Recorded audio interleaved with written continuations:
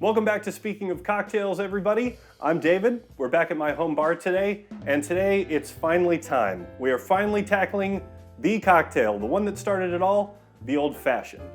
So I knew the perfect guest for today's episode would be my buddy Steve. He and I have sort of a running joke with Old Fashions. Anytime he's out at a bar and someone makes one incredibly wrong, I always get a picture of it, and we can laugh about it. So today, we're gonna do it right. So I'm gonna show you two ways to make this cocktail. Just because this is the cocktail, we're gonna do kind of my basic version and then an elevated version. Luckily, the recipe is the exact same.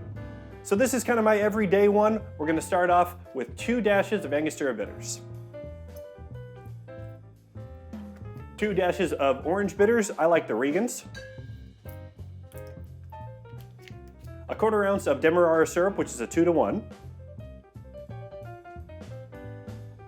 We're gonna do 1 ounce of an 80 proof bourbon. Today I'm gonna be using Buffalo Trace. Another one I like to go for is Maker's Mark.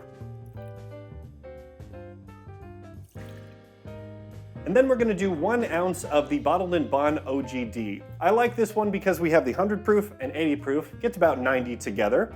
And then they have different flavor profiles, kind of rounds out the drink a little bit better. So 1 ounce of that. Add ice and stir.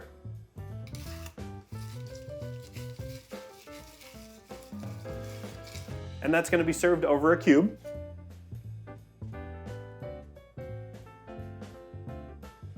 And garnished with an orange peel.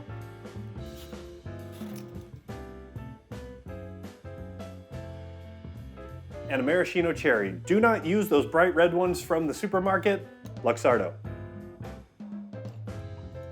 And that is my everyday Old Fashioned.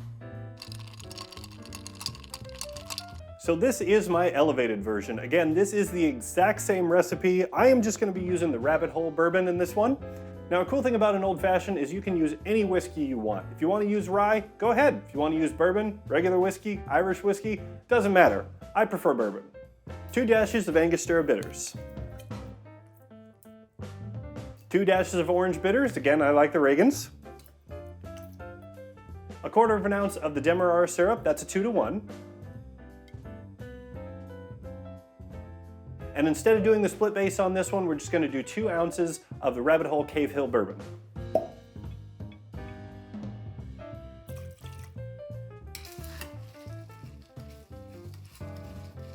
And again, we're gonna serve this over a large ice cube.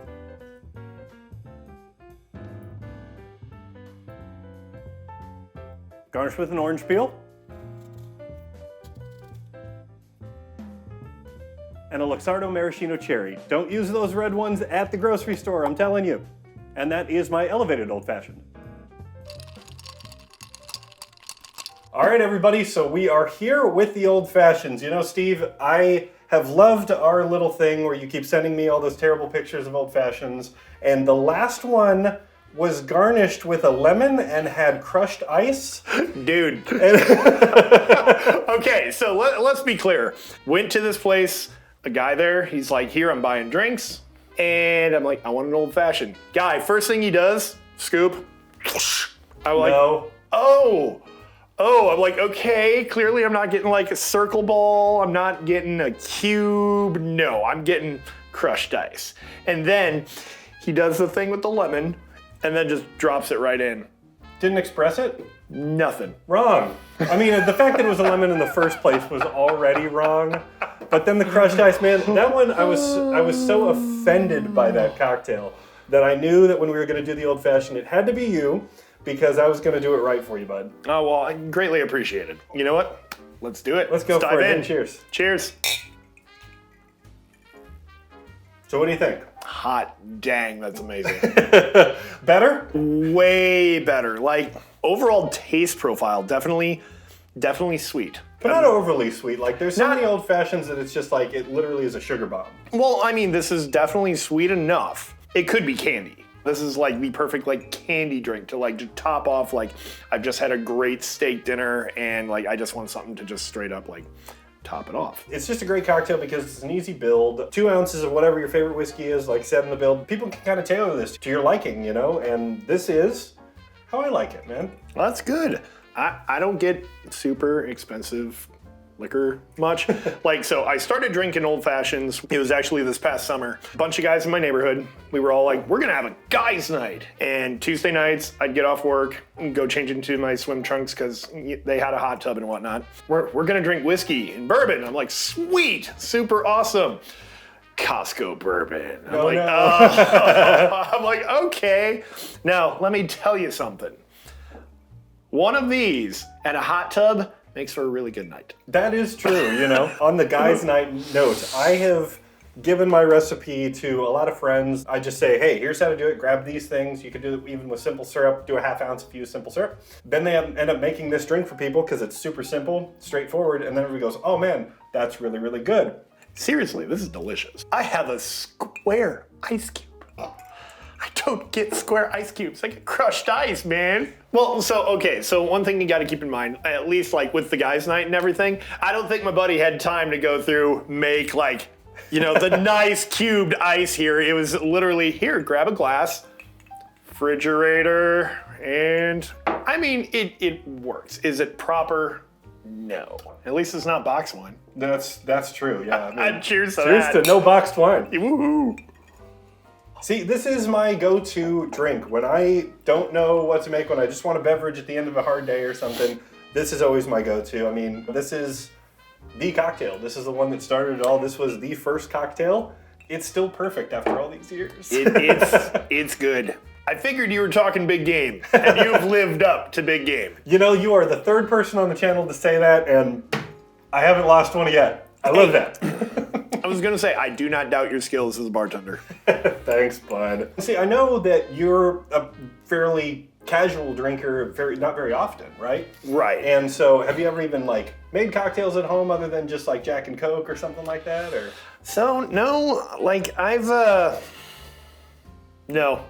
like straight up just no. Like we don't drink a lot in my house or anything like that, you know, father of 4. You don't want to be drunk trying to take care of 4 kids, so. Yeah. Yeah. Whew. Wait till they go to bed and then have one, right? No judgment here. Now, the main thing I was offended, Steve, about that old fashioned you sent me with the lemon, I don't think lemon works with whiskey very well. I mean, it can in some ways, but not in an old fashioned, just because that citrus, you know, expression on the top. I feel like just orange works better with the whiskey. Thoughts? It definitely has a better just overall taste palette to it. When it comes to citrusy stuff, I feel like lime and like lemon, those are gonna end up being a little bit more on the tart spectrum. Yeah. Doesn't have that tartness to it, but is gonna end up being way more just sweet. It takes away from the tart aspect and puts it more towards the, you know, the sweet. And the other thing I like is in just overall, like most bourbons, most whiskeys, you know, they have kind of like that bite afterwards and everything. This doesn't have that. Yeah, the like this is fantastic. Yeah, like this is absolutely smooth, and like even with it just aerating a little bit, it kind of has a little bit of a maple smell to it, which I like. Yeah, I mean it's the char in the barrel, and the thing that I like about Rabbit Hole is they actually char their barrel with a wood fire. Most commercial stuff now is going to be, you know, propane or natural gas or something. Yeah, it's a small little detail, right? But I do think that affects the flavor profile and makes it a little bit nicer. And I also appreciate you mentioning the ice on that one. And the reason it's good to do the big cube like this, folks, clear ice melts slower. The bigger cubes will also melt slower and not diluted as quickly. If it dilutes a little bit, because sometimes that whiskey can be a little hot at first sip. Yeah, little hot at first, but no, like the first taste on this thing, it was just right there. It was spot on. This is my go-to cocktail, and the thing that makes it so great about being the original cocktail is it's the blueprint for cocktails. A cocktail is technically supposed to be a spirit, bitters, sugar, and then water, ice, right? But those 4 components are what make a cocktail. All right, David, so I gotta ask, you mentioned twice, don't get the cheap cherries from the grocery store. That's right. What separates these guys from the ones you buy at the grocery store? So the ones that you buy at the grocery store, they're great for a Shirley Temple, okay? Do you. Those are just lower quality cherries. If you actually taste them on their own, they do have sort of almost like a chemical kind of taste to them. That bright red, that ain't natural, right? It's just a very richer, different flavor profile to these that just plays better. It's not quite as sharp, kind of a richness to it. They are expensive for the bottle. Spend the money, folks. Where do I find these? You should be able to find these at any grocery store. It's gonna be in the liquor aisle for sure. A lot of times usually by the bitters or any kind of like sweeteners or cordials, things like that. And you can also get them at liquor stores. They will 100% know what those are if you just walk in and ask. So Steve, I've never asked you, even though with all of our text message thing with the old fashions, I've never really asked you, what is your go-to drink? I mean, because like I said, this one is mine, but I don't even know what yours is. So I'm glad that you like this first and foremost. So I've never honestly had an actual go-to drink, but as of late, like I said, since the guys group over the summer and everything and hanging out, I realized I started that story and never finished the story here. Classic. So one day, we're all drinking whiskey and they're like, hey, let's have some old fashions. Obviously, refrigerator ice, gotta get past it. Whatever. He showed us with the stuff that he had. Don't ask me what they were specifically. I didn't pay that much attention. But I put something together. I'm like, this is not bad. And it has now kind of become the go-to drink for me. Hey. But outside of that, I like anything that's a craft brew. The thing for me is, and something I probably haven't said on this channel, is I'm actually allergic to beer. So I have just become a cocktail guy. I always did like cocktails, but now that definitely made me lean more into them when I kind of realized that about myself. I actually kind of fell in love with that. So honestly, that allergy or whatever probably spawned this whole channel. So cheers to that. Cheers to allergies? Here's to making the best of a bad situation, baby. At least with cocktails, you definitely have a wide variety of different things. Change one little thing and all of a sudden it's a completely different drink. So at least you have a very broad flavor palette. Now here's the question, do you eat the cherry afterwards?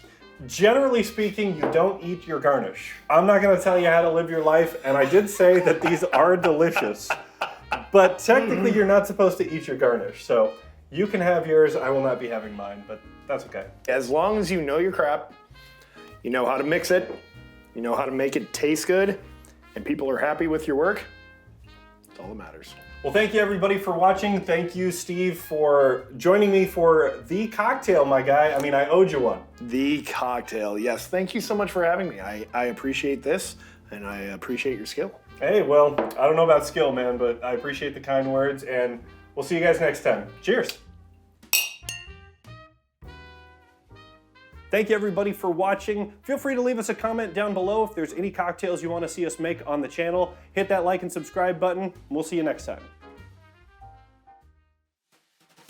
What am I saying? I don't know what I'm saying. Pay the $22 for this small. I had it right the first time. I'm sorry, I'm fucking stupid. You had a case of the Heard dead. it from the horse's mouth. You heard it here first, folks. I always love that meme of the cat where he's like, I has the dumb. Why is that funny?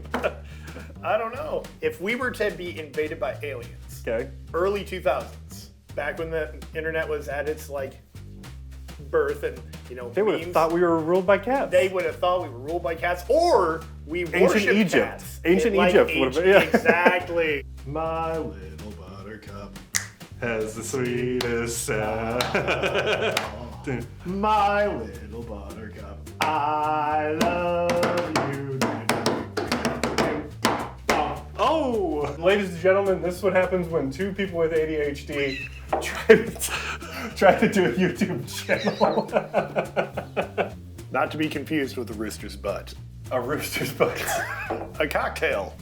But, I hate you for that one. I told you I'm a father of 4 kids. You Therefore, get you the gotta dad- get a dad joke in You there. have quadruple the amount of dad jokes of most. Oh, you don't know the half of it. Dude, I am right there with you. It's a texture thing. I cannot stand raw tomatoes, but like salsa, I can eat salsa all day. Promise me something when you're editing all this. You need to at least throw in there 5 minutes later. Pico de gallo. Pico de gallo. That's all right, I don't like cherries. You don't like cherries. Well, okay, so hold on. Pie, fantastic. Cherry pie slaps. Garnish on an ice cream? No. No way. But what about on a Sundae? That's ice cream. No, it's not. It's ice cream and whipped cream and like bananas and all kinds of stuff. Boo this man! Is there a seed in these or no? No. Tell me that's not delicious. Not bad, right? That's dope. Yeah, they're good. I like that. I'm sorry for everybody who loves Malort. Are we allowed to just finish it off? Yeah, finish it up. All right. You want to finish me off, Steve? I need to leave. All right, ready? We gotta close this. I'm sorry. You have like almost, what, 40 minutes of footage of us just bantering? No, these cut off at 30. So. I was gonna say Steve's mom's the one that finished. Horns. I should put a trumpet in there. But horns. Okay, we're off the rails still. But Dude, that was freaking like fire, man.